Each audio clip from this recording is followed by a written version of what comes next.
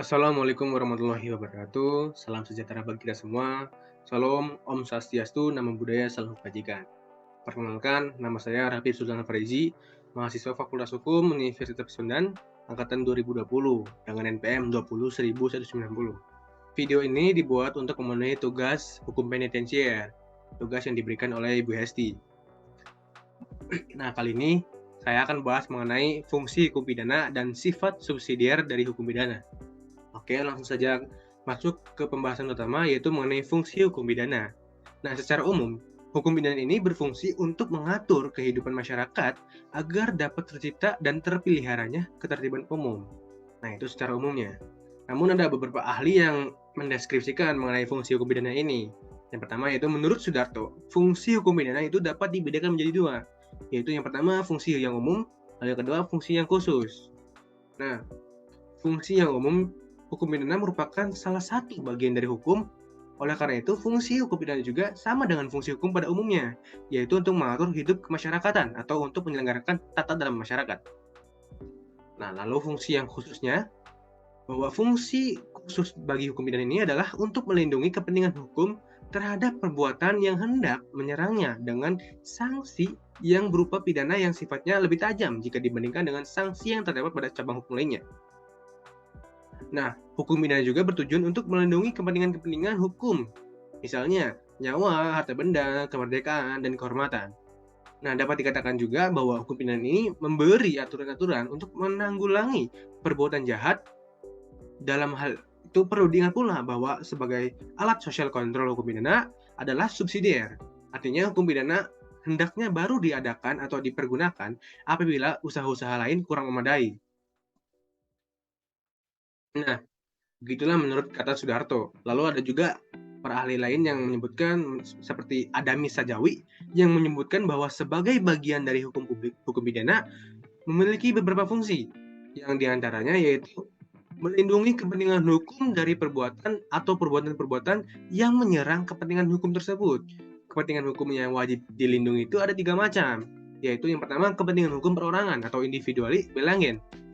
Misalnya kepentingan hukum terhadap hak hidup atau nyawa, kepentingan hukum atas tubuh, kepentingan hukum akan hak milik benda, kepentingan hukum terhadap harga diri dan nama baik, lalu kepentingan hukum terhadap rasa asusila, dan lain sebagainya.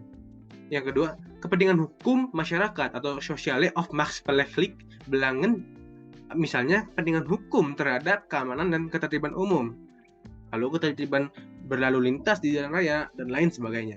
Lalu yang ketiga, kepentingan hukum negara atau staatsbelangen. Misalnya, kepentingan hukum terhadap keamanan dan keselamatan negara, kepentingan hukum terhadap negara-negara sahabat, kepentingan hukum terhadap martabat kepala negara dan wakilnya, dan juga sebagainya.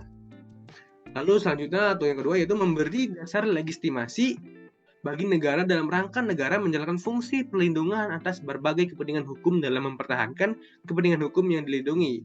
Hal tersebut dilakukan oleh negara dengan tindakan-tindakan yang sangat tidak menyenangkan, tindakan yang justru melanggar kepentingan hukum pribadi yang mendasar bagi pihak yang bersangkutan, misalnya dengan dilakukan penangkapan, penahanan, pemeriksaan, sampai kepada penjatuhan sanksi pidana kepada pelakunya.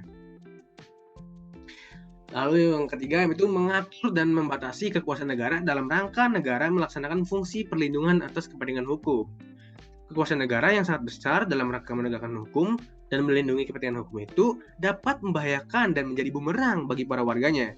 Negara bisa bertindak sewenang-wenang jika tidak diatur dan dibatasi sedemikian rupa, sehingga pengaturan hak dan kewajiban negara mutlak itu diperlukan. Nah, itu mengenai fungsi hukum pidana. Lalu selanjutnya itu mengenai sifat subsidiar hukum pidana. Nah, menurut KBBI sendiri atau Kamus Besar Bahasa Indonesia memberikan pengertian bahwa subsidiar ini adalah sebagai pengganti apabila hal pokok tidak terjadi, seperti hukuman kurungan sebagai pengganti hukuman denda apabila terhukum tidak membayarnya. Jadi secara umum pengertian subsidiar atau subsidiar adalah pengganti. Nah, dalam hukum pidana ini yang merupakan sebagai alat kontrol sosial cenderung memiliki sifat subsidiar atau bersifat pengganti, yang mana hukum pidana hendaknya berlaku atau dipergunakan apabila usaha-usaha melalui hukum lain dianggap kurang memadai. Seperti contohnya tadi, misalnya hukuman denda tidak dilakukan atau tidak dipenuhi, maka akan diganti dengan hukuman kurungan. Nah, mungkin sekian pembahasan mengenai sifat subsidiar hukum pidana dan juga fungsi dari hukum pidana tersebut. Nah, mungkin Ibu Hesti dapat berkenannya memberikan nilai yang semaksimal mungkin atas tugas yang telah saya lakukan atau saya kerjakan ini. Kurang lebihnya saya mohon maaf. Wabillahi taufiq wal hidayah. Wassalamualaikum warahmatullahi wabarakatuh. Terima kasih.